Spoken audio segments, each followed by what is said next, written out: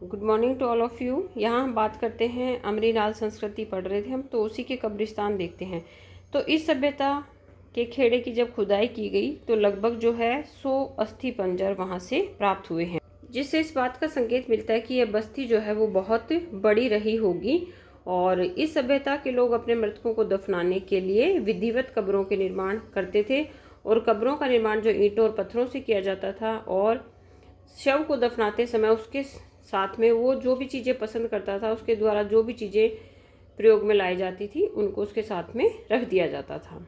फिर है कि बर्तनों के साथ साथ मांस भी रखा जाता था, क्योंकि जो हड्डियां हैं वो भेड़ बकरी आदि की जो है कब्रों से प्राप्त हुई है। इसके अलावा कुल्हाड़ी प्राप्त हुई है। तो इस प्रकार जो भी आभूषण मिले हैं, आभूषण भी मिले हैं, उनमें शंख कौड़ी मिट्टी के आभूषण आदि की मात्रा अधिक है। फिर देखते हैं अमरीनाल के बर्तन।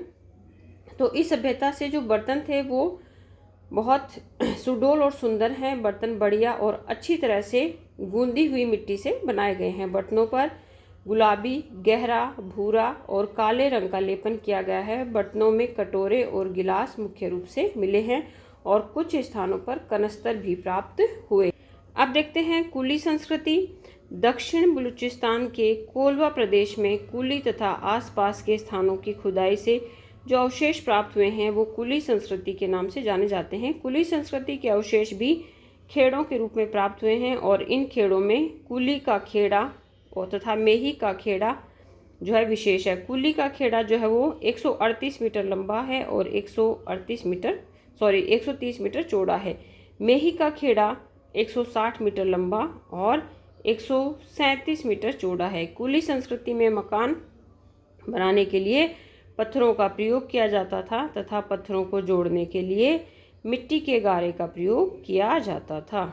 अब देखते हैं कुली के बर्तन। तो कुली के बर्तनों में हमें क्या मिला है? प्यालियाँ मिली है, बोतलनुमा बर्तन है, चौड़े प्याले और सीधी भुजाओं वाले प्याले जो हैं प्रमुख रूप से मिले हैं।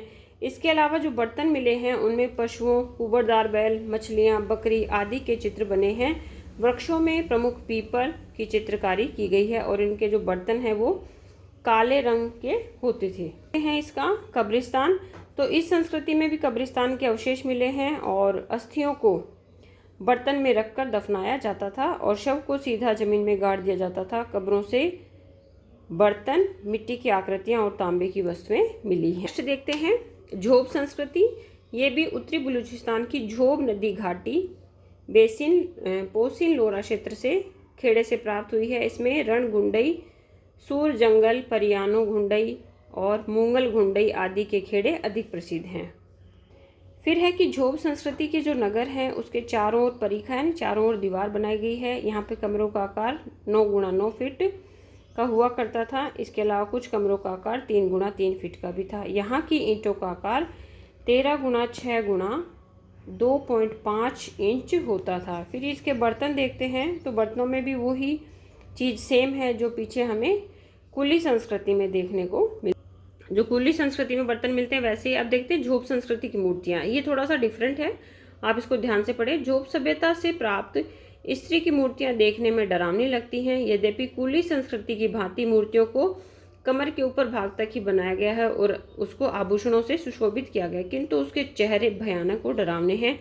मूर्तियों के सिर के ऊपर शॉल है, माथा ऊंचा और चिकना है, आंखों के छिद्र गोल हैं तथा नाक उल्लू के चोंच जैसी है।